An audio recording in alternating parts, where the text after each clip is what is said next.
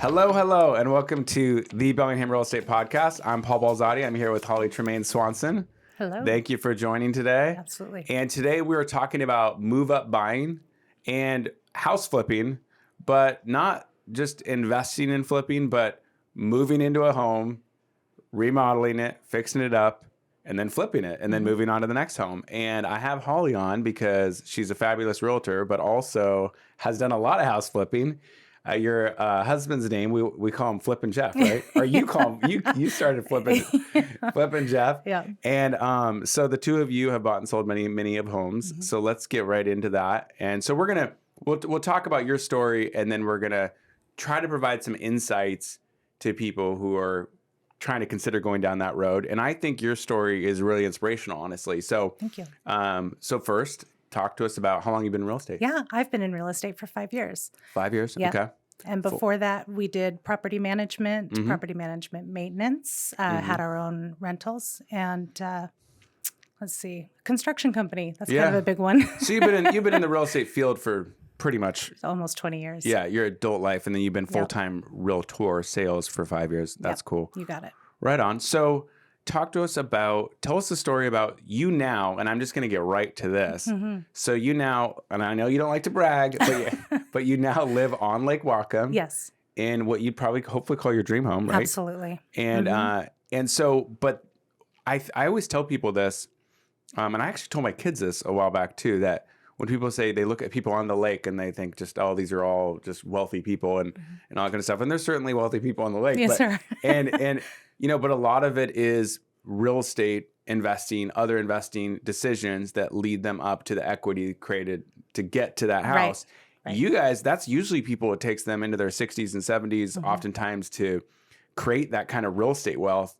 You guys have done it with a young family, and it has been from basically fixing up, flipping, and moving into these homes. So take us through kind of from when you're where you are now, but where you started. Sure. Like you and Jeff get married. What's next? Yeah. So we got married and we managed an apartment complex for a couple years, and we're able in doing that to save a whopping $4,000 for our first down payment on our first home that was $104,000. Okay. And that was just over in the Puget area. Okay. And we purchased our first home in 2000. And from there, we were able to grow it from there. We were able to work in that house, get it set up so that it was more comfortable for us, minor cosmetic fixes, and then turned around and began building our real estate from there. Yeah, and so that house, that was pre-kids? Is that pre-kids? Yes. That's pre-kids. So then you eventually end up on Wood Lake, which is Silver Beach neighborhood. Yep. Talk to us about you guys then have kids. You work your way into a bigger home. Yes. Well, first off, okay, from there to the lake house, how many houses are in between? 15 houses. Okay. So yeah. So it's like, how long do we have on the podcast, right? That's so true.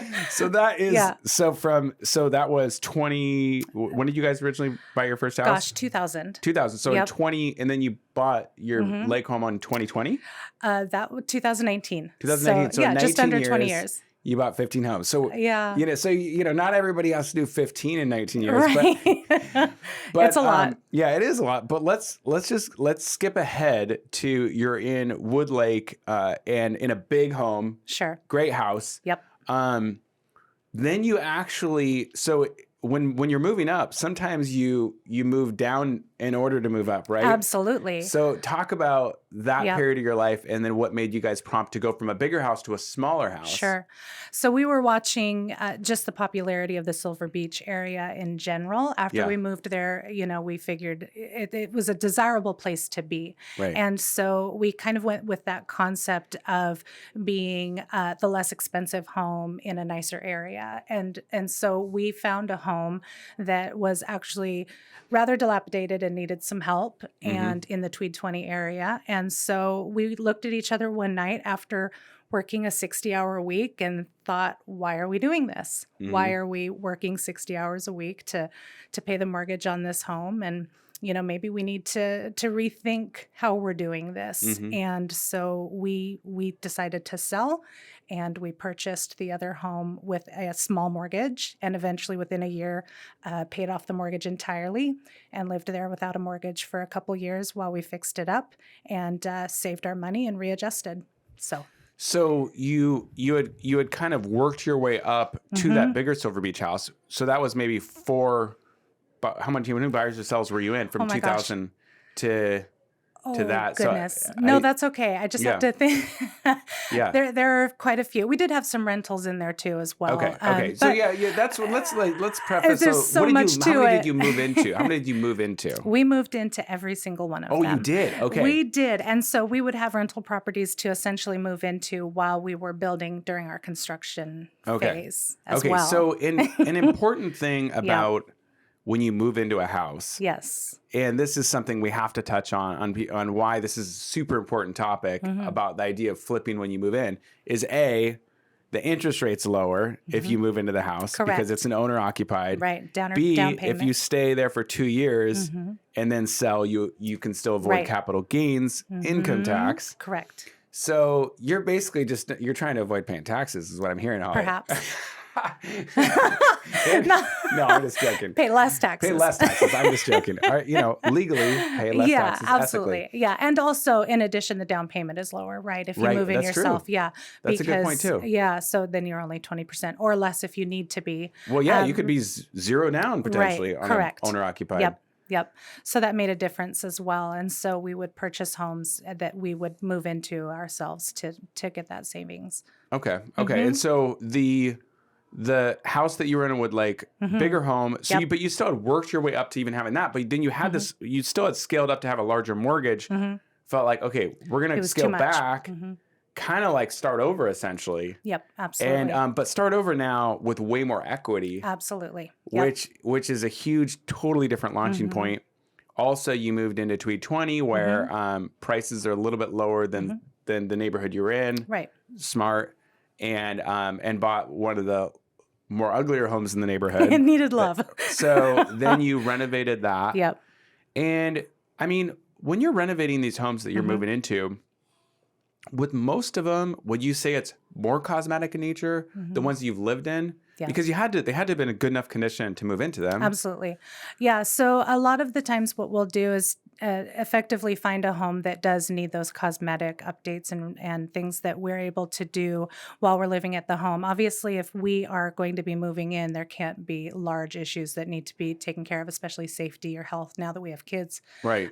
Things that we don't want to take on as being occupants. But mostly it is things that you can walk into a home and look at and think, okay, this can be updated, this can be upgraded.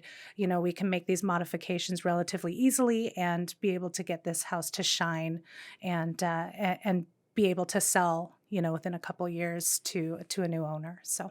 Yeah, and then so you're doing more cosmetic fixers. That home in Tweed 20, a large cosmetic remodel, but mostly cosmetic. So then you sell that. Then you move to a house with lake access. Yes, right. And in Silver Beach.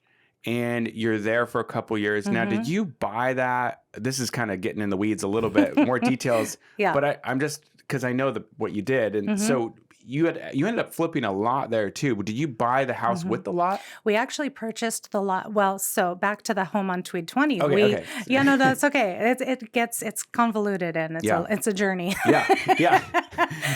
We actually had been watching the lot for a long time, and we got the home in Tweed 20 just to where we wanted it, and we had no mortgage, and we thought, this is it. We're going to stay put and be happy and settled and relax, And we literally, Jeff was putting the last composite board down on the back deck, and I saw on the MLS that it had dropped. The lot had dropped. Oh. And I said, you're never going to believe it, but that lot dropped below the dollar amount that you said you would buy it for.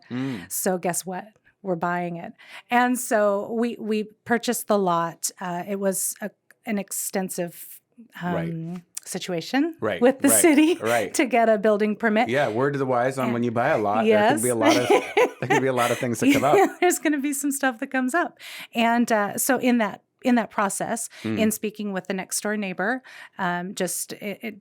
speaking with them every time we'd go to the lot and do things there. He mentioned he was going to sell his home, and we were now a couple years out, we knew, with the city to get a building permit. So we said, we'll buy it. And there went all of our comfort. And and so we purchased another home that was a really solid home, but just needed a little bit to make it shine. It had a lot of old finishes. So then you move down to where you basically have paid off your mortgage, remodel that, fix and flip it. Glutton for punishment. Yes. Yeah. Then you buy a lot and then the house next to it. Yep. And then you ended up kind of developing like the soft cost, like we call it soft cost, when you spend all the money on all the design and the permitting and all the sweat of dealing with the city, put in all that work, decide against building for yourself there, and end up selling the lot and the house to move to the lake. Correct. And that house also needed updating. And are you done remodeling that? We're done. We're done for the most part. Okay. There are little things here and there that still need to be taken care of. But yeah, absolutely. It was one of those. It was a 1965. Bought it from the original builders and owners. Oh, cool. And it just needed a little bit of that updating. And actually, that's what we enjoy, is finding homes that have those older finishes, because it's actually less attractive to us to replace something that someone has recently replaced. Does that make sense? Totally. So because something that's only 15 years old, those materials are still very good. Yeah. And although they're outdated and they might not sell as easily on today's market, right? With buyers that want something that's more modern and updated. Yeah. It almost feels painful to tear them out and get rid of them, because they're perfectly good materials. So we really enjoy homes that just are really outdated. Really dated. 1965 outdated. Yeah, you're right. If somebody just redid it, you're kind of like, oh, really? You hate to spend that money. But if it's been there for 30, 40 years, you're like, all right, it's time. It's time. And I hear that a lot from buyers too, when I go into homes with them and we try to establish how, they're going to make improvements on a home that they're looking at. They will often talk about how it's one of those things where they don't want to spend a lot of money to remodel an entire kitchen when someone just did it, right? And it's not their taste. Oh, yeah, that's a fair, and I've heard that a lot too, and that is a fair kind of thing. Yeah. So I want to get to kind of tips or insights that you give to buyers that are looking to do this themselves. But before we do that, I wanted to ask you a couple more questions about your guys' process. So when you go in and you move into a house, because you guys have done this so many times, how do you kind of usually figure out how to go about the business of doing it, because you guys have kids and I think it can be overwhelming to people to think about like doing it. So is there did you guys kind of figure out a flow to how you kind of move through a house, or do you try to bang it all out at once? So that's my first question. And then I don't know if it could be part of the same answer, but also when you're doing a remodel, a lot of times people ask me and they'll say, oh, should we do this? Should we do this? And I say, well, definitely do the kitchen. Definitely do this, but if you do this other thing, it's going to be more for you and you're not necessarily going to get a return on it. I think that's a trickier balance to figure out when you're living there. And I know that you haven't always been like, all right, we're only going to live there this exact amount of time. So you're going to enjoy the house too. How do you you and Jeff decide okay, is everything you're doing strictly to maybe not on this house, but on all the other homes, was it all done in a way that was like, okay, I'm doing this because in a way that I know I can get a return on it? Or do you kind of say on some of it, I don't care if I'm going to get a return, I just want to do it? Yeah. How do you go about that process? Yeah. So I think that we will, first of all, moving with children is not fun. Right. To answer that question. Exactly. And that's honestly what I'm most impressed by of everything else. It's like, I can't believe you guys moved that many times with kids. We slowed down considerably after we had children. And I think a lot of that is because, of course, children as well like to have a more stable environment and know where they're going to be the next day. Yeah. But, I think we did slow down considerably after the kids came around. Yeah. And but to speak to that, that actually helped also with how we made a decision for how we were going to work on these houses and what we were going to do, because it modified. There were times we didn't have a kitchen. And when it was two adults without kids, that's a non-issue. You can get around that. You can figure it out. Yeah. with the kids, it brings a whole nother level to it, right? And so that changes, like you said, the structure or the pace in which we do things and the order in which we do things as well. And so I think for Jeff and I, a lot of the decisions we make are to essentially get the home up to what everybody would like, but what we like as well. And then once we have done that, we'll make the things that you talked about that are like the extras that are stuff that we would prefer, like simple stuff like paint colors, stuff like that a lot of people can't see past. And if you're going to make those changes to a home and you're going to resell it, you might not want to do a black painted room or a dark color. So when you're talking to your boys every time you're in a house, you're like, hey guys, you guys can pick whatever you want as long as it's in these neutral tones. we actually do, right? It's that we honestly do. That's terrible. But it's like they say with a preschooler, you give them 2 outfits to choose from, 2 outfits that you already picked out. You can put these stickers on the wall as long as they're the stickers that don't have any. Don't take off the texture. Don't cause sheetrock repair. No more than 6 posters on your wall. And we're only going to use these kind of but anyway. And that's it. Just have that mentality of you're not going to be here long. No, it's it is one of those things where we do have to make those adjustments accordingly. And some places we do genuinely anticipate being there a long period of time. Yeah. And then something like with Del Bonita, the Tweed 20 house. That's exactly what happens. You plan on being there a long time, and you do make the changes that you like. And fortunately, it works out for the most part. I mean, we're still relatively basic with the stuff that we do, but we have that real estate beige mentality. Yeah. The intent is usually to stay. Yeah. But then when opportunities present themselves, we'll pack tomorrow. Right. And just that willingness to do that. Yeah. So you're saying, that answers another question. So you're saying it wasn't you always just kind of, we're going to live here for 2 years, and then as soon as capital gains up, we're going to sell. It's like you're basically doing it, remodeling, and then just having one eye open for the right opportunity. Right. And then ready to jump. Right. That's what happened with the houses the house and the lot that had the lake access. We really felt we had got to a place where we were going to stay for a long period of time because we had the home that we had taken the time to design and work with the city to get the permits and all the time that was invested in that.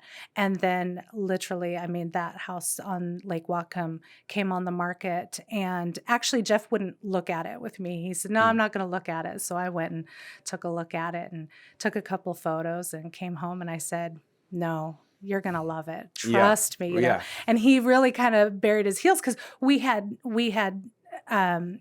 worked so long to get that permit and we on finally on the lot. And so we were all set up in the house next door. That was remodeled. Now we could then move into the house once it was built, be happy as clams.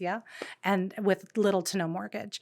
And then that lake house came on. So well, and that's also kind of what I love about the living in, fixing up, and selling is also it doesn't really matter what's happening with the market. If you have the mentality you had the last 12 years, it worked out really well for you the last 12 years. But it's like, okay, well, if you do the remodel first that will get you the return first, is what you said. Like, we're going to do all the main things that are going to give us the best return to start. Right. Now it's ready.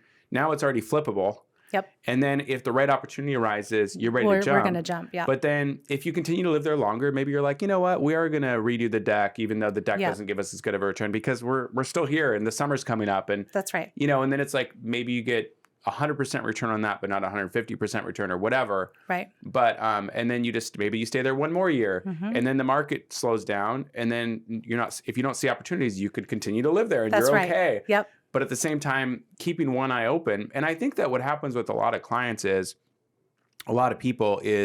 because we're in real estate, like I got my place just because I was on the MLS and it was just kind of like matter of fact, kind of same thing as you. Yeah. I think when you're a realtor, you're so alert to everything all the time that opportunities just end up presenting themselves. Yeah. Whereas the average consumer, they really try to they kind of half look a lot, and then they get really serious for a period, and then it either works out really well or it doesn't. And realtors we're always saying, hey, let us consult you so that we can keep you like ready, at all times. But people have a hard time. I think it's hard to strike that balance, but it's possible. Like, you could have the consultation and say, and then now we have programs where, there's new programs now, which is crazy, which was never around before, that you could buy a home. Some of the bridge loan programs, you could buy a home and be non-contingent on your house with some of the new bridge loan products coming out. Whereas before you had to be contingent. Right. And did you do a contingency, or you just financially had pulled it off because you had peeled back to where you didn't have to go contingent? Right. Yeah. Well, it depended on the situation. There were times where we got a little creative. Yeah. Well, you have to get a little creative, and you took a couple little risks too, right? Big time. Yeah, I would say so. Sometimes you kind of have to make good things happen. And again, it's one of those things where it really depends on the situation and where we were at that time. We have done it in different ways where we actually bought a foreclosure. We were able to make a cash offer, and we did a simultaneous refinance. And so we were able to make the cash offer to get the deal and then do a simultaneous refinance so that the cash loan that we got, which was a short-term loan, obviously, was paid off by the refi within 3 days of closing. So that's a little bit. We get creative. Yeah. Well, and then the last question, just to wrap things up, is when you're working with buyers, what are one or two of the things that you've kind of learned along the way going through these experiences when you're working with people? Is it more just kind of understanding kind of what things cost, or what have you kind of picked up that you try to share with people when they're kind of considering with how they're going to fix up a house or whether they should? Yeah, I think a lot of times people walk into a home and they really hyper focus on negative aspects to it, like if it is an outdated home, or they immediately will focus on the thing that doesn't work for them. And so when I walk through homes with buyers, I try to give my perspective and things that I might do, things that we might modify if we were looking at the home for ourselves, or I take what they are looking for or is important to them and speak to how they can easily make those modifications, or how those wouldn't be necessarily easy, and kind of give that aspect of it. For example, if someone was going to do a kitchen remodel, I might speak to not only the condition of the supply issue that we have right now. Right.